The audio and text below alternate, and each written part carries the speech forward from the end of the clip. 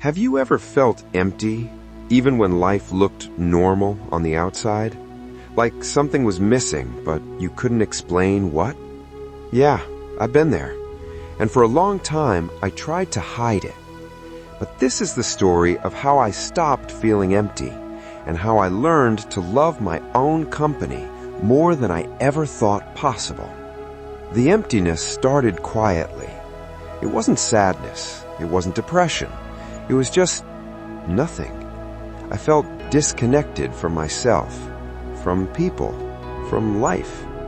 Every day felt like I was just going through the motions, working, scrolling, eating, sleeping, but never truly living. One day, sitting in my apartment alone, I realized something powerful. I was waiting for someone else to fix my loneliness, someone else to make me feel appreciated, someone else to make me feel whole. But no one can do that for you. Not friends, not family, not even the person you love. Wholeness is an inside job.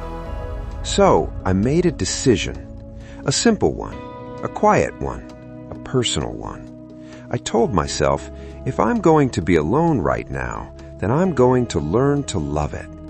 And that small decision changed everything. The first thing I did was slow down. I stopped running from myself. I spent time in silence, even if it felt uncomfortable. And slowly, silence became peaceful instead of scary. Then I started doing things alone, things I always waited for others to join me in. A walk, a cup of coffee, a simple movie night. For the first time, I wasn't trying to distract myself.